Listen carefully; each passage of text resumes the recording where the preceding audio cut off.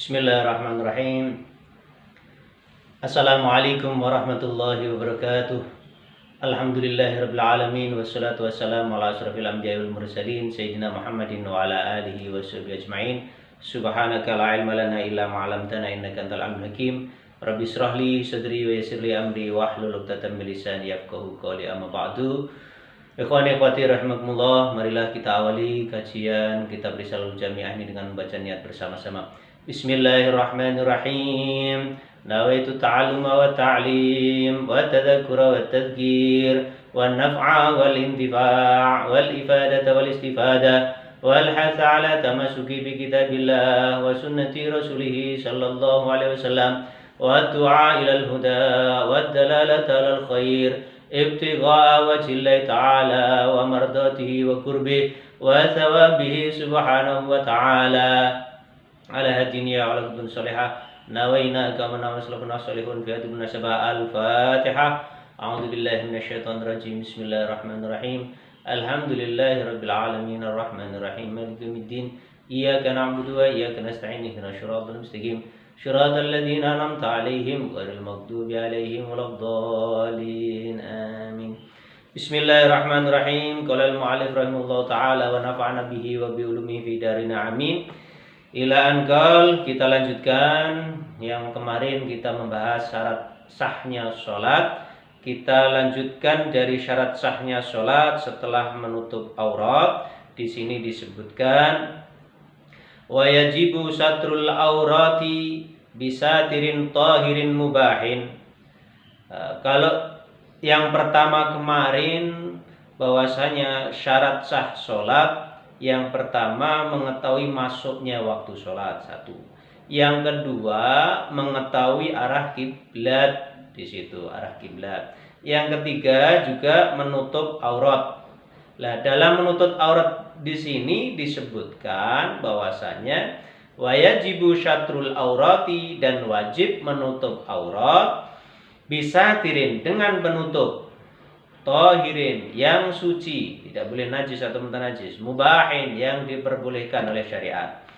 Di situ. Lah, dalam menutup aurat terakhir kita bahas juga aurat itu apa yang kemarin kita sebutkan. Aurat itu an-naqsu dalam segi etimologinya atau secara bahasanya sesuatu yang kekurangan bagi seorang manusia. Terus secara syariat mayajibu syatruhu wa yahrumu nadruhu, sesuatu yang wajib ditutup dan haram dilihat, itu adalah aurat. Jadi mayajibu syatruhu wa yahrumu nadruhu. Jadi yang wajib ditutup dan haram dilihat itu adalah aurat. Nah, dan kemarin juga perinciannya sudah kita jelaskan di situ. Maka dari itu kita ketika menutup aurat itu harus dengan penutup yang menutupi kulit. Apa maksudnya penutup ini? Satir ini apa penutup ini? Ada syarat-syarat satir. Syarat-syarat satir di situ apa? Disebutkan asatiru, sedangkan satir itu yushtaratu kaunuhu yamna'u idrakul launil basyari.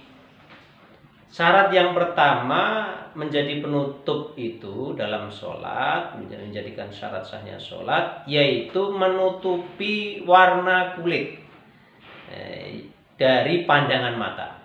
Jangan sampai warna kulitnya itu kelihatan. Kalau misalnya satir ataupun penutupnya kain transparan gimana? Ya tidak termasuk yang sah.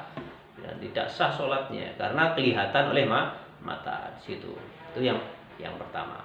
Yang kedua syaratnya dari satir itu wa kaunuhu malbusan, pembungkus. Jadi bisa membungkus badan kita ini, anggota badan kita ini terbungkus seperti kain seperti ini.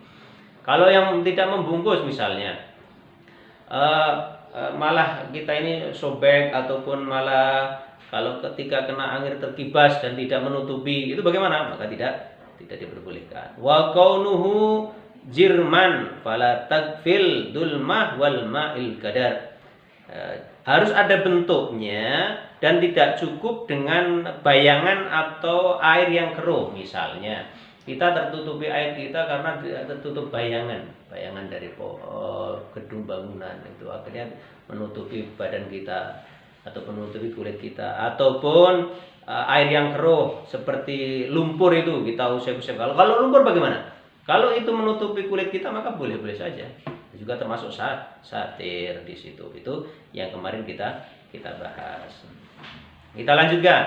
Nah, syarat yang berikutnya, wa yajibu raf'ul najasati minats tsaubi wal badani wal makani. Syarat yang menjadikan sahnya sholat yaitu apa? Di situ disebutkan wa yajibu dan wajib raf'un najasati, mengangkat najis. Jadi dalam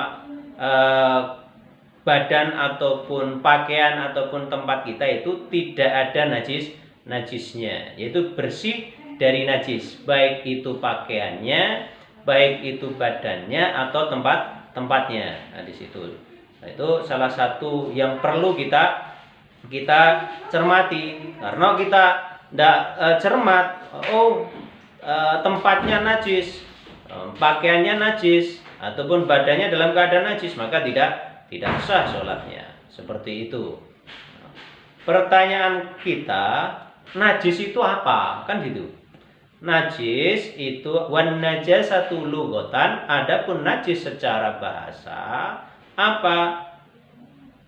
Kullu mustakdarin,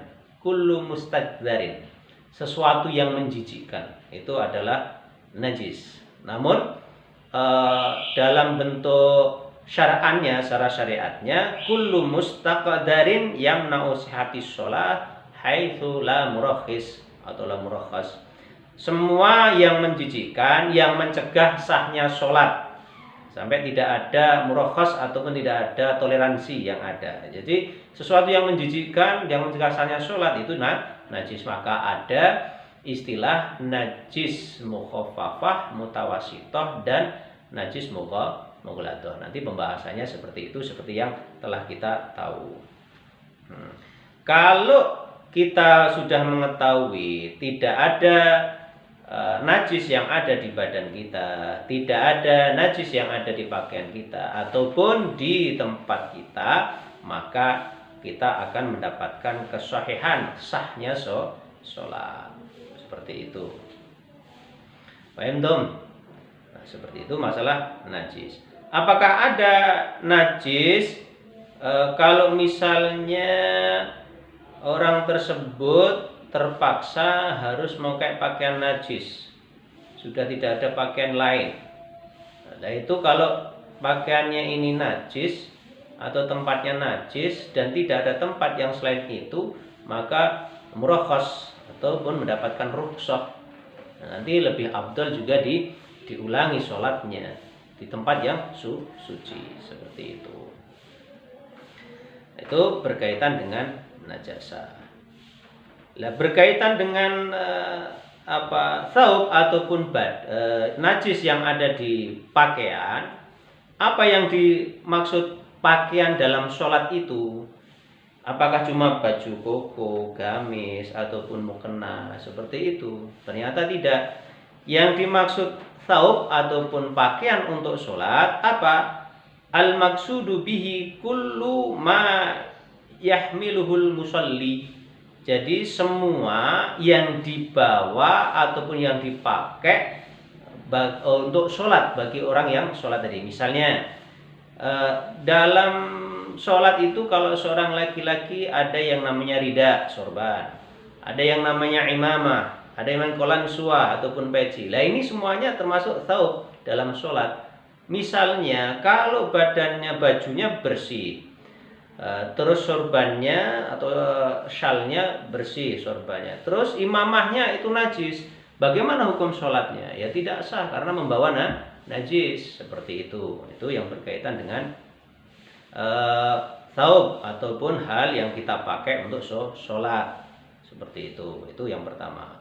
Baik itu dari ridanya, baik itu kalau kita sekarang pakai maskernya, tidak boleh maskernya ini masker yang najis, seperti itu. Itu berkaitan dengan thawb. Yang kedua yang berkaitan dengan tempat, tadi kan dikatakan bahwasannya segala sesuatu yang suci itu dari badan, pakaian, dan tempat. Nah, maksudnya tempat untuk sholat ini apa? Al-makanu al-maksudu bihi. Adapun tempat yang dimaksud dalam sholat, kullu ma yulamisu a'dha'ul musalli. Jadi segala sesuatu yang bersinggungan dan yang saling terikat dengan a'dha' ataupun anggota badan seorang yang lagi sholat. Misalnya apa? Ada sajadahnya, itu tempat sholatnya, maka sajadahnya harus suci misalnya, seperti itu. Atau sekelilingnya karpetnya harus suci. Itu semua yang dibuat untuk anggota badan itu untuk sholat dan nempel pada itu, maka itu tergolong tempat. Paham? Nah, di situ berkaitan bagi yang perlu kita cermati, padahal apa? Padahal badan, padahal yang di hal yang pakaian ataupun di tempat sholatnya, jangan sampai ada yang kotor sedikit pun. Misalnya di pacinya atau di mukenanya ini ada semut kecil mati. Nah, semut kecil mati ini najis bukan? Najis. Nah, makanya ketika sholat itu akhirnya tahu, loh ini ada semut kecil mati, maka sholatnya tidak sah. Sesuatu kecuali kalau semuanya tadi sudah ketahuan langsung dikibaskan dan tidak menimbulkan bekas. Nah, pertamanya tidak tahu, maka tetap sah saja. Atau maaf, kejatuhan kotorannya cicak, akhirnya apa? Ketika langsung dikibaskan tidak membekas, maka dikatakan sah sholatnya. Tapi kalau dikibaskan membekas dan atau bahkan sampai selesai sholat masih menempel, maka sholatnya tidak. Nah, itu termasuk najis. Itu berkaitan dengan syarat bersih pakaian, badan, dan tempat dari najis. Yang terakhir, syarat daripada sahnya sholat ada wa yajibu 'alal qadiri ayyusalliya fardhu qa'iman. Nah, jadi berdiri saat sholat wajib itu adalah menjadikan syarat sahnya sholat bagi yang mampu. Nah, kalau tidak mampu bagaimana? Ada salah satu hadisnya Rasulullah yang diriwayatkan oleh Imam Bukhari, sholli qa'iman, sholatlah kalian dalam keadaan berdiri. Itu yang pertama. Fa'ilam tastati' faqa'idan, kalau kalian tidak mampu berdiri maka dengan duduk. Fa'ilam tastati' fa'ala jambin, kalau tidak bisa duduk maka dengan berbaring. Fa'ilam tastati' fa mustalqiyan, kalau tidak bisa berbaring dengan terlentang. Fa'ilam tastati' fa bi atrafih, kalau tidak bisa terlentang sudah dengan isyarat kedipan mata. Kalau tidak bisa kedipan mata maka dengan hatinya. Ini menunjukkan saking pentingnya sholat seperti itu. Maka dari salah satu syarat wajibnya sholat ataupun syarat sahnya sholat itu ada berdiri. Maka dari itu kalau sholat sunnah bagaimana? Kalau sholat sunnah sambil duduk pun diperbolehkan. Karena syarat utama sahnya sholat untuk sholat fardu adalah berdiri. Paham tuh? Baik, ini adalah syarat sah sholat. Berkaitan syarat sah, ada juga syarat wajib sholat. Nah, kalau syarat wajib sholat dulu pernah kita singgung, itu yang berkaitan erat dengan fa'il atau dengan subjeknya. Ada yang namanya muslim. Orang kafir tidak wajib sholat. Kalau murtad, kalau dia kembali ke Islam, maka wajib mengqadha sholatnya yang telah ditinggalkan. Itu satu. Yang kedua, syarat wajib sholat adalah balik. Orang yang balik itu harus sudah wajib sholat. Ini syarat wajibnya. Waktu 5 waktu. Kalau belum balik ini, kalau sudah mumayyiz, umur 7 tahun, disuruh diajari. Kalau umur 10 tahun tidak mau, dipukul dengan lingan. Ini kewajiban bagi orang tua kita semuanya. Bagi kita semua sebagai orang tua ataupun kalian sebagai anak, maka harus tahu seperti itu. Usia 7 tahun diajari sholat. Usia 10 tahun tidak sholat dipukul dengan ringan. Sampai-sampai kan ada hadisnya Rasulullah yang diriwayatkan oleh Imam Abu Dawud. Muru auladakum bisolah wahum abna sab'in, wadribuhum ala tarkiha wahum abna ashrin, wafariku bainahum fil madaji'.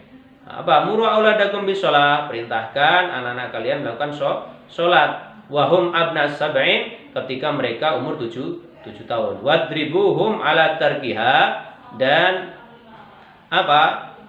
pukul dengan ringan jika dia meninggalkan sholat. Wahum abna ashrin, ketika dia umur 10 tahun. Wa fariqu bainahum fil madaji', dan pisahkanlah tempat tidur antara mereka, antara laki-laki dan perempuan. Itu syarat wajibnya. Ada lagi syarat wajibnya, sedikit aja untuk mengingat kepada kita semua. Berakal. Orang yang berakal, orang gila, pingsan, mabuk, tidak sengaja, ini ya tidak wajib sholat seperti itu. Ada lagi suci dari haid atau nifas bagi seorang wanita. Itu. Jadi kalau lagi haid atau nifas maka tidak wajib sholat. Terus sampainya dakwah Islam seperti yang lalu, dia sudah mendapatkan ajaran ataupun mendapatkan tata cara sholat dengan dakwahnya orang-orang, baik itu melalui elektronik. Sekarang sudah banyak sekali media sosial yang bisa mengajari kita, ataupun dengan virtual seperti ini. Ini kalau dia tidak sampai dakwah Islam seperti orang Badui ataupun orang-orang yang jauh dari informasi, maka tidak wajib sholat dan tidak cacat. Misalnya dia buta atau tuli sejak lahir, maka tidak wajib sholat. Kalau dia buta atau tuli setelah dia mendapatkan ajaran sholat, maka dia wajib melaksanakan ibadah sholat. Ini tadi beberapa hal yang berkaitan dengan syarat wajib sholat dan syarat sah sholat. Jadi harus kita bedakan. Kalau syarat sahnya sholat, tadi ada beberapa hal yang disebutkan dalam kitab Risalatul Jami'ah. Kita simpulkan bahwasanya syarat wajib sholat ini berkaitan dengan subjeknya. Syarat wajib sholat apa? Muslim, baligh, berakal, suci dari haid dan nifas, sampainya dakwah Islam dan tidak cacat. Itu syarat wajib sholat. Sedangkan yang barusan kita pelajari juga syarat sah sholat. Apa syarat sah sholat yang kemarin kita baca? Mengetahui masuknya waktu sholat, mengetahui arah kiblat, menutup aurat, membersihkan pakaian badan dan tempat sholat dari najis, dan berdiri saat sholat fardu. Mudah-mudahan Allah Subhanahu wa taala memberikan kemudahan kita, menyempurnakan sholat kita tetap istiqomah, bisa mengajarinya kepada siapa saja yang memudahkan sholat, dan kita semuanya termasuk orang-orang yang meninggalkan ataupun jauh dari meninggalkan sholat kepada Allah Subhanahu wa taala, karena tanggung jawab sholat akan kita terima dari dunia sampai di akhirat. Kita akhiri pertemuan ini dengan baca subhanakallahumma wa bihamdika asyhadu an la ilaha illa anta astaghfiruka wa atubu ilaik. Assalamualaikum warahmatullahi wabarakatuh.